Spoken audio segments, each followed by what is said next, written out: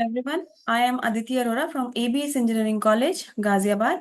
In today's video lecture, we will be discussing about the brief description of Unit 2, that is concurrent processes from the subject operating system.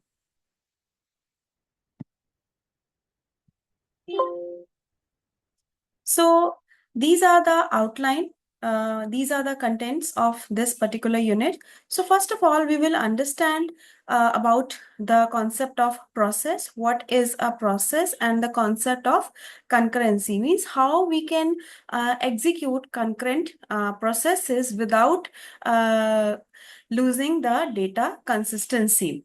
Then we will discuss about some classical problem of synchronizations, and these are like producer-consumer problem, dining philosopher problem, and sleeping barber problem.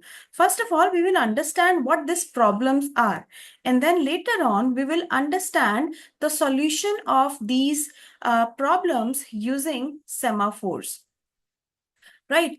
One more important concept we will understand in this unit, that what is critical section and what is critical section problem, and how we can have the solutions for the critical section problem. What are the solutions of critical section problem? That is Decker's solution, Peterson's solution, and then very important solution and very important topic, that is semaphores, test and set operations. And we will understand the solution of these problems using semaphores mainly.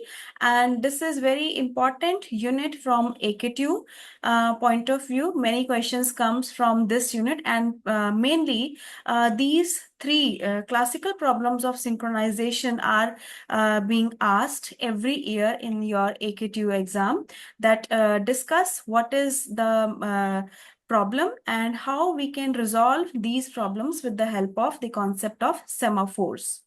So we will understand in very much detail about the concept of semaphores, their types, their advantages, disadvantages, and how semaphores are useful in providing data consistency, and how it helps in the principle of concurrency. So the complete content for this particular unit will be there from these two links, that is Galvin's book and William Stallings' book. Thank you.